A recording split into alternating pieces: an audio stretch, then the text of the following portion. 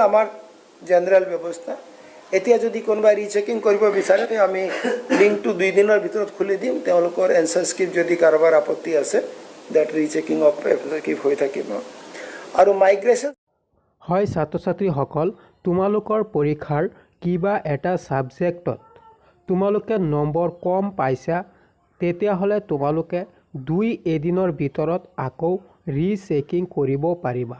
যিসকলৰ পৰীক্ষা বেয়া হৈছে তেওঁলোকে আকৌ ৰিচেকিং কৰিব পাৰিব। যদি তোমালোকে ভাবি আছা যে মই নম্বৰ কম লাভ কৰিছোঁ, সেইবাবে তোমালোকে 2 এদিনৰ ভিতৰত আকৌ ৰিচেকিং কৰাৰ বাবে আবেদন কৰিব পাৰিবা। তোমালোকক আকৌ ভিডিঅ' দিছোঁ, তোমালোকে ভিডিঅ'টো শুনিলে বুজিব পাৰিবা। এই হ'ল আমাৰ জেনাৰেল ব্যৱস্থা। এতিয়া যদি কোনোবাই ৰিচেকিং কৰিব বিচাৰে আমি লিংকটো 2 দিনৰ ভিতৰত খুলি দিম। তেওঁলোকৰ এনসাৰ স্ক্ৰিপ্ট যদি কাৰোবাৰ আপত্তি আছে দ্যাট ৰিচেকিং অফ এফিডেভিট হৈ থাকিব। আৰু মাইগ্ৰেশ্যন হ'ল আমাৰ জেনাৰেল ব্যৱস্থা।